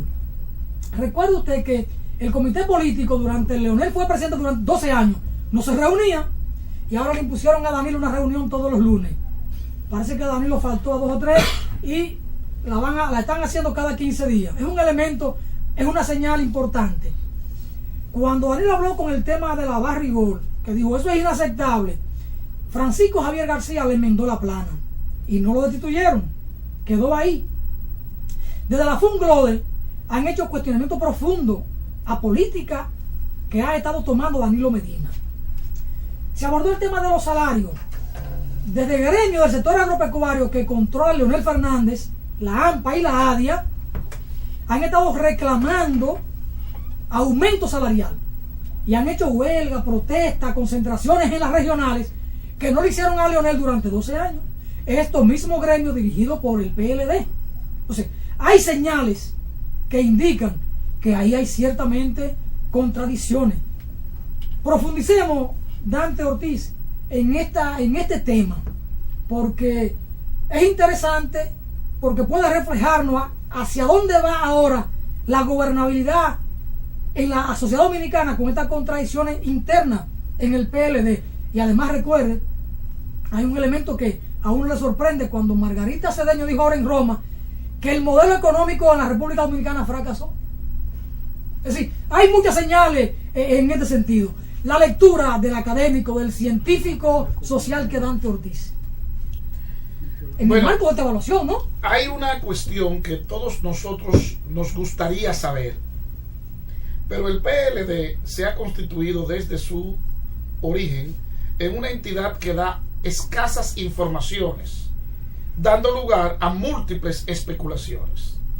Y ya ahí tenemos un elemento de debilidad para abordar un análisis medianamente serio, porque los análisis no se hacen a partir de especulaciones, sino de datos concretos. Ciertamente hay aristas que dan muestras de que hay contradicciones, hay sectores, hay grupos hegemónicos y hay grupos subalternos.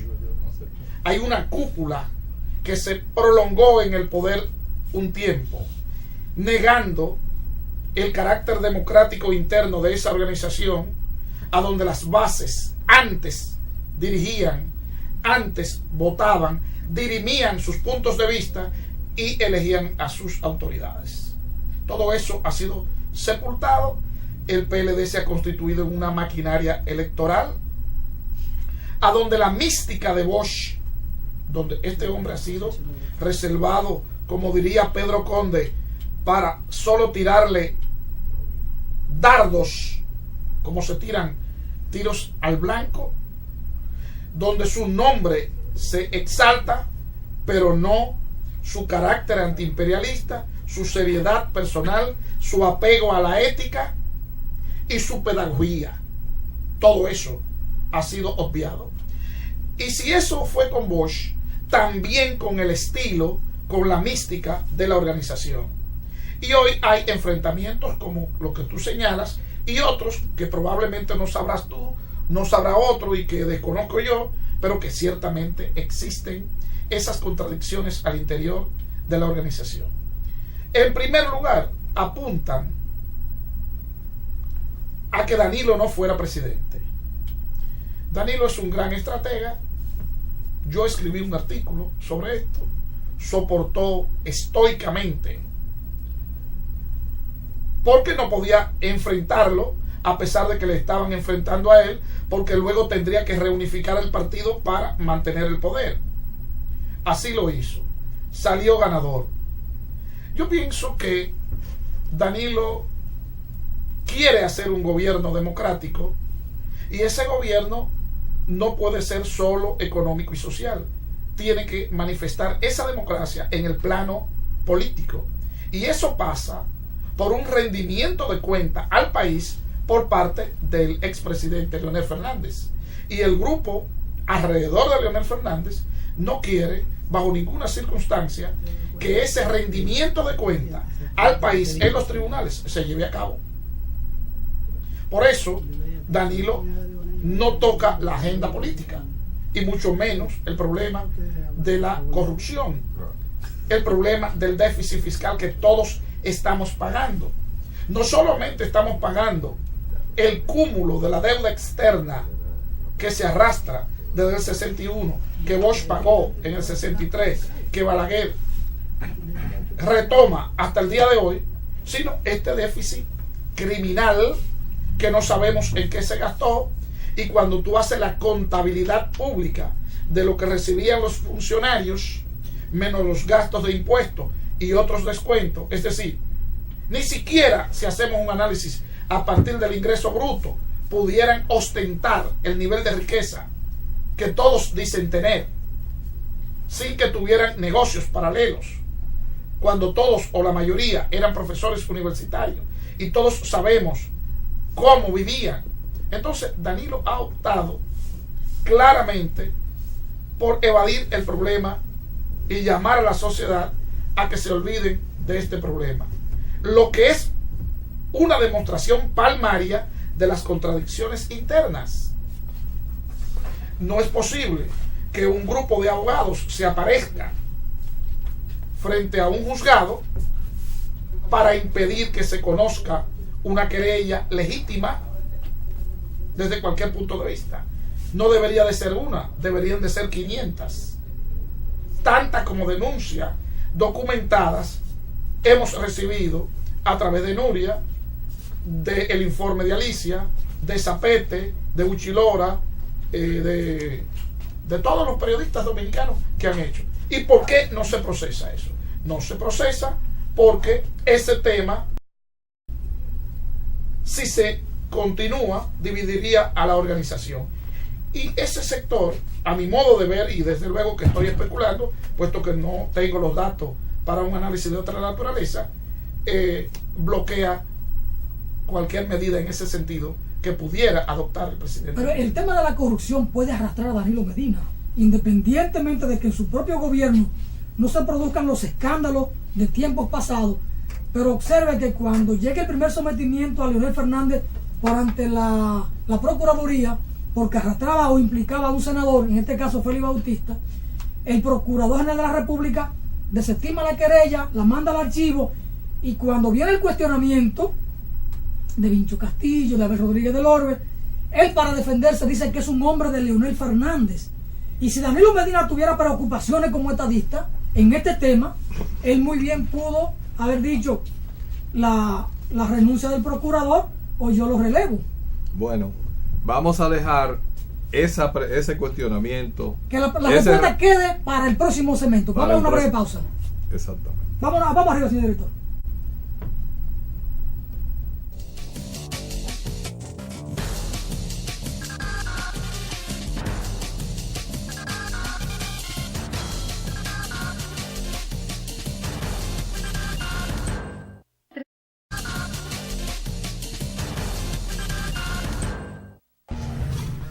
Retornamos con ustedes y les recordamos que cuando fuimos a la pausa, nuestro hermano Alfonso había hecho una pregunta referente a o relacionado con lo judicial, que se refería a los sometimientos que se le ha hecho al expresidente de la República, Leonel Fernández Reina.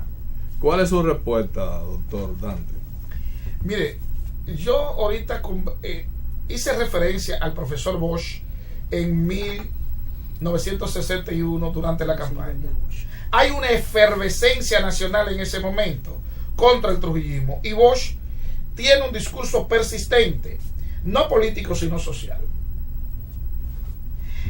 Danilo, mientras un segmento políticamente activo de la sociedad reclama explicaciones, sometimiento al expresidente y sus funcionarios, Danilo escoge el problema social, el problema económico, y no toca ese.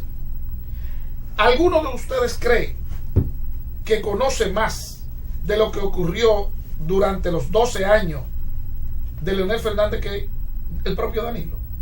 ¿Y por qué no procede? Yo estoy seguro que si proceden contra sus compañeros, ese partido se divide. Permítame interrumpirle, profesor. Hay que recordarle a usted y a los amables televidentes de que el poder político en la República Dominicana está repartido en los poderes consignados por la Constitución de la República: el poder, la presidencia de la República, la justicia y el Congreso de la República.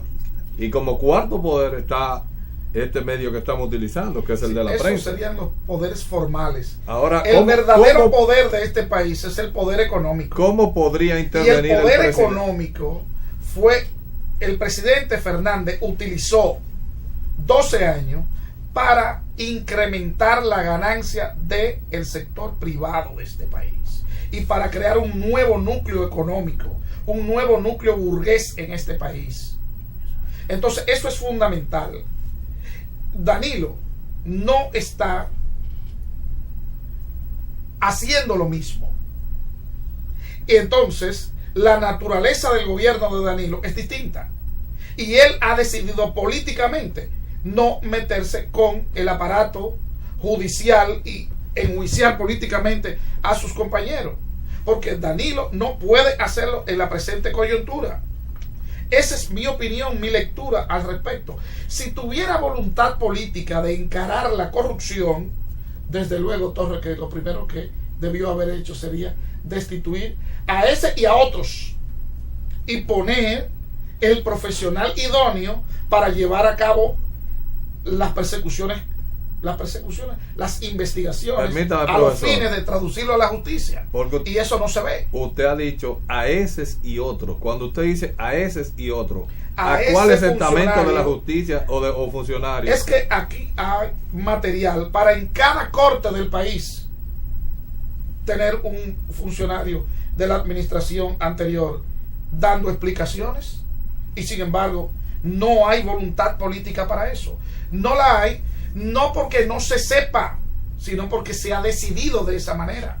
Porque la sociedad dominicana tiene, yo mal contando, artículo de Juan Bolívar Díaz, de Nuria y cosas, 54 expedientes conocidos, ventilados, y ninguno de ellos ha sido procesado. Es decir, aquí habría materia prima para enjuiciar a todo el que ha estado metido en la administración pública manejando dinero y no ha podido dar cuenta de manera transparente del uso de esos recursos públicos.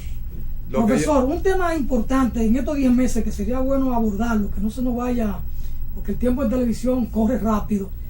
El tema ecológico en la concepción de Danilo Medina. El tema Barrigol, Danilo Medina buscó un enfoque más que otra cosa económico. Él se aprovechó de la coyuntura, las protestas de la juventud y de la sociedad y de los medios de comunicación frente al tema Barrigol para irse por el tema de los impuestos y ver cómo podía recaudar dinero para poder solventar algunos problemas. Ahora, el tema de Loma Miranda está ahí pendiente y sin embargo como que ha quedado empantanado, ha quedado frisado, congelado, y sobre esto no se ha vuelto a hablar. Danilo pidió que una comisión de Naciones Unidas hiciera un avalúo, hiciera un estudio, cuando técnicos nuestros lo habían hecho. En su concepción, en su punto de vista, el tema medioambiental en Danilo Medina en estos 10 meses, ¿cómo usted lo evalúa? Lo primero es que los técnicos de la Academia de Ciencia y los técnicos del sector medioambiental de la Universidad Autónoma de Santo Domingo llevaron a cabo los estudios correspondientes de los posibles impactos negativos de la explotación minera de Loma Miranda. Y luego, cuando el Estado le pide al PNUD que proceda a hacer iguales estudios, llegan a las mismas conclusiones. Eso significa dos cosas. Primero, una subvaluación de la capacidad técnica de nuestros profesionales. Y segundo, una confirmación, el informe confirma la calidad profesional de quienes actuaron ahí. Eso en primer lugar. En segundo lugar, Danilo se compromete a no explotarla. Pero uno de sus ministros dice, por el momento, porque yo he estado sosteniendo aquí en la primera parte de esta entrevista, que todos esos expedientes están ahí mientras Danilo esté ahí, que va a ser coherente. Yo estoy seguro que va a ser coherente con el no. Pero se aspira a una sustitución de Danilo a los fines de echar para atrás esos no y convertirlo en provisionales. Pero en el marco del gobierno de Danilo no se van a explotar. Porque Danilo sabe lo que significa la ponderación que de él tiene la sociedad dominicana. Y como político no va a renunciar a eso. Acaban de reunirse en Centroamérica, en el SICA, y allí Danilo es reconocido como el segundo hombre de mayor popularidad en América Latina. ¿Tú crees que él va a renunciar a eso echando para atrás su palabra? No, él lo va a mantener. Vamos a ver que eso no se va a explotar. Ahora, no es el único caso, hay otros pendientes, puesto que la Barrigol se ha subdividido en 8 empresas, cada una de las cuales tiene áreas determinadas para explorar, explotar y ver la factibilidad de sacarle beneficios económicos. Digo esto, lo repito donde quiera que voy, y hay que ver entonces qué va a ocurrir con aquellas subsidiarias que están explorando y haciendo estudios de prefactibilidad en distintos puntos de la cordillera central. Llamo la atención de ustedes y del público televidente de que en un artículo de Bosch dijo que uno de los factores de su derrocamiento había sido no acceder a las peticiones internacionales de explotar el oro de la cordillera central. Ese Bosch que yo insisto en contrastarlo con el gobierno anterior y de ponérselo ahí a los actuales funcionarios. Un hombre que nos dio a todos, independientemente de que comulgáramos con determinadas actitudes, un ejemplo de coherencia, de consistencia con sus pensamientos. Por eso es que yo traigo insistentemente la práctica política y el discurso de Bosch a colación en esta entrevista. Profesor, para nadie es un secreto que la Barrick Gold, antigua Rosario Dominicano, ¿verdad? No necesariamente. Está ubicada en la misma ubicación geográfica que la Falcon Bridge Dominicana. La misma franja de cordillera, el mismo terreno, las mismas elevaciones.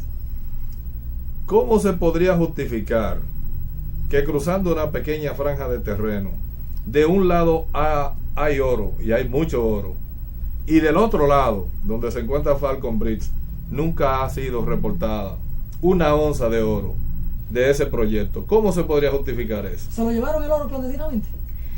Fíjense, el estudio de prefactibilidad para instalar la Falcon Bridge se hizo durante el gobierno provisional de Héctor García Godoy después de la Guerra de Abril. Y los dueños de esa empresa eran los familiares de Lyndon Johnson. Y se hizo el estudio, luego se instala la empresa y ya vemos cómo Balaguer exonera de pago de impuestos durante un tiempo y cómo ellos respetaron el acuerdo posterior porque no le era gravoso significativamente, pero el Estado dejó de percibir cuantiosos recursos. La Rosario, por su parte, agota una mina, se la vende de nuevo al Estado dominicano, el Estado la adquiere y luego al lado ocurre que aparece una mina de mayores posibilidades de explotación que la que había explotado la Rosario. Sin embargo, el Estado dominicano se la da a un grupo de administradores dominicanos, todos los cuales hoy son banqueros, y ese expediente ha sido sobreseído por la sociedad dominicana, que nunca ha pedido cuenta de cómo y de qué manera profesionales recién graduados que pasaron a administrar una empresa del oro, bueno, precisamente frente a ello fueron las múltiples intervenciones de Bosch pidiendo que aquí se creara, que nos asociáramos con Suiza, con productores de prenda de Suiza, para no tenerla que llevar allá. Y sin embargo, nada de eso ha ocurrido. Por tanto, lo que yo tengo entendido de la Falcon Bridge es que se sacan materiales estratégicos, uno de los cuales hasta sirve para hacer las naves que van al espacio, y aquí nunca se ha ventilado nada, porque todas las cosas se manejan de manera ultra secreta. Aquí el doré, que es la aleación de oro y plata, se pierde un camión en la época de Balaguer y eso se queda así, y luego se pierde un segundo y también se queda así. Son múltiples los problemas de la explotación minera en este país, de la explotación pesquera, de nuestros recursos acuáticos, que nosotros no tenemos control de ellos, a pesar de que son recursos, son parte del patrimonio dominicano, en complicidad con autoridades sectoriales que reciben pingües beneficios y el país se perjudica. Si uno sacara a colación todo lo que de manera soterrada se conversa en este país, tendríamos muchos temas para hablar de negocios que perjudican al Estado y la sociedad dominicana. ¿Qué, a su juicio, qué medida usted cree que podría tomar Danilo Medina para solucionar definitivamente el problema de la Barrick Gold y el problema de la Falcon Bridge? Danilo lo primero que tendría que hacer, si decidiera tener voluntad para hacerlo, es revisar todos y cada uno de los contratos que de manera mafiosa se han firmado con empresas extranjeras en este país. Los sectores inversionistas pegarían el grito al cielo diciendo que aquí no hay legalidad para las inversiones, etcétera, etcétera, pero al margen de sus querellas se amerita revisar todos y cada uno de esos contratos, comenzando con los contratos onerosos de los productores de energía eléctrica. En el campo de la relación internacional, ¿cuál debería ser la posición del gobierno dominicano encabezado por el licenciado Danilo Medina ante la posición actual de Haití? Mira, los haitianos constituyen un verdadero problema en República Dominicana. ¿Por qué? Primero porque nosotros somos un estado pobre. Un estado pobre que ha sido llevado por el hecho fáctico de un número indeterminado de nacionales haitianos no documentados a que nosotros lo tengamos que mantener. Ya se dice que el 20% del presupuesto de salud pública se gasta en operaciones médicas a nacionales haitianos. Se dice que eso asciende a 40 en determinados hospitales, a 50 en otros, y en la frontera la situación es alarmante. Hay que ver el Hospital Regional Universitario de Barahona y el trato a los haitianos. Hay que ver cómo nuestras cárceles tienen un número tal de haitianos que el Estado tiene que mantener en prisión. El haitiano no viene aquí exclusivamente a trabajar. Hay una franja, como quedó evidenciado recientemente, dedicado a la mafia, de traer pedigüeños, mujeres y niños, y distribuirlo por la ciudad y recogerlo en una hora determinada. Hay mafias de aquel lado, especialistas en controlar basuras que vienen de los Estados Unidos y que son depositadas en Haití. Hay el ejército, lo que fue el ejército, pero continúa con sus ex jefes.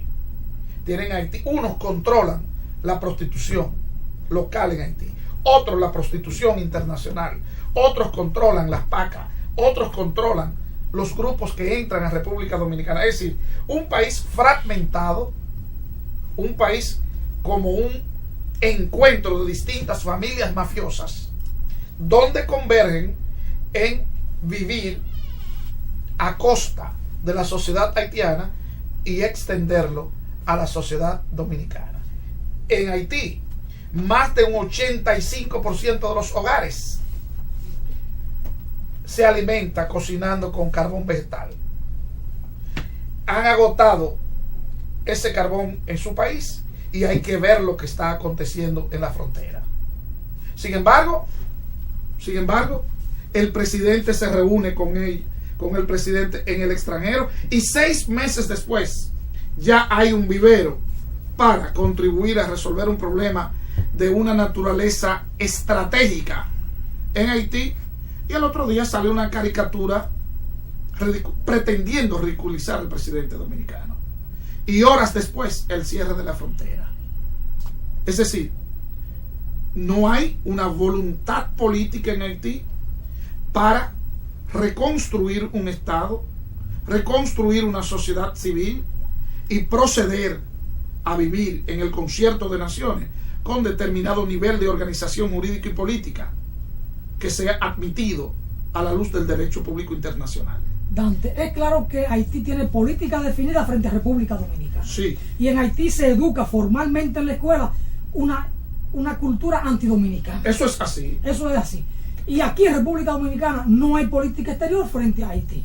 Y ni hay una educación formal tampoco contra Haití.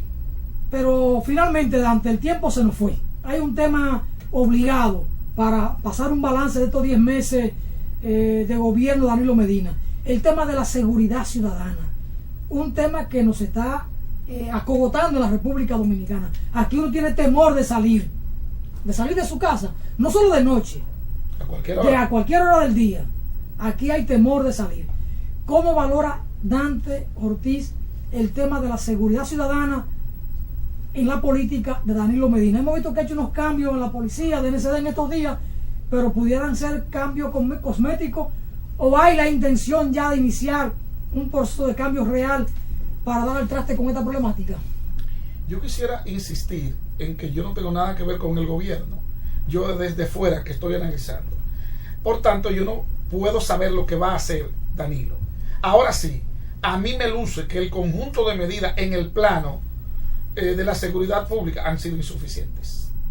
Porque no es verdad que la delincuencia, que es originada por el sistema social, que es altamente excluyente, un Estado creado contra los negros, contra los mulatos, contra los pobres, un Estado como han evidenciado los estudios del PNUD en República Dominicana, mientras más lejos tú te estés, vivas, residas de Santiago y Santo Domingo, menos oportunidades tiene. Es una sociedad con escasas posibilidades para la juventud. Cada año miles de jóvenes adquieren la edad de ingresar a un trabajo y no existe ese trabajo. Y los jóvenes nuestros se están yendo del país, no creen en el futuro, no creen en nosotros como colectivo nacional. Entonces hay que replantear el problema, no desde el punto de vista de la seguridad, sino desde el punto de vista de la funcionalidad del Estado tal cual. Es el Estado dominicano en su conjunto el que margina a las mujeres, a los jóvenes, a los que viven más lejos de los centros de poder. Profesor, usted está hablando como si olvidáramos que el presidente Danilo Medina ha inyectado grandes cantidades de dinero al sector productivo nacional, precisamente buscando que ese dinero genere más empleos en la República Dominicana y por ende genere más educación y más seguridad. Mira, sí, se supone que si esa dinámica de inyectar dinero a los sectores productivos se lleva a feliz término en un 70%, generaría una dinámica nacional que te tendería a poner freno a esta exclusión a través de la creación del empleo. Pero hay que ver otros aspectos de esa política de inclusión que no están claras, incluyendo la misma política de financiamiento. Por ejemplo, se habla de 20.000 millones del banco para prestarlo. Bueno, ¿a quién se lo están prestando? Luego está el problema de las asesorías técnicas. Luego están las posibilidades políticas de que sean favorecidos personas que no lo necesitan. Es decir, todavía necesitamos ver el impacto de esas políticas. Desde luego, yo le doy el beneficio de la duda en el sentido de que el presidente tiene la voluntad política de hacer cosas. Lo que pasa es que creo que el conjunto de su equipo no camina en la misma dirección.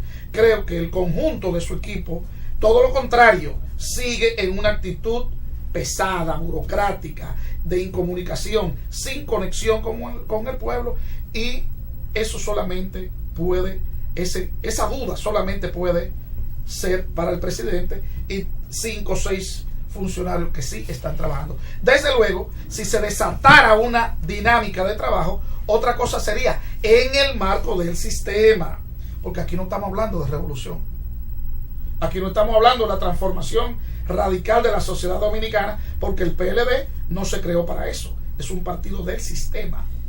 Bueno, es que el conjunto del equipo de Danilo viene de atrás. No hay un equipo nuevo con Danilo, hay 2 o 3 funcionarios. El conjunto viene de atrás. Damián, Aris, hemos llegado prácticamente al final de esta interesantísima conversación con el profesor Dante Ortiz Núñez. Para pasar un balance de estos 10 meses del gobierno de Danilo Medina, ¿qué te ha parecido, Damián, esta experiencia, este ejercicio de conversación aquí con el profesor Dante?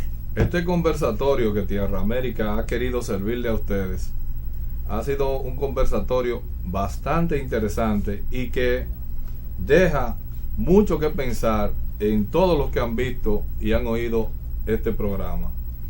Nosotros también queremos aprovechar la oportunidad para llamar a la reflexión a todo el conglomerado político de la República Dominicana, que reflexionen sobre los datos y el conocimiento que ha ido ofreciendo el doctor Dante Ortiz, y que lo que hemos conversado aquí sirva de algo o para algo en esta sociedad. Y en nombre de Tierra América, Canal 42, damos las gracias a Dante por haber estado con nosotros. A ustedes, muchísimas gracias por su atención. Pasen muy buenas noches.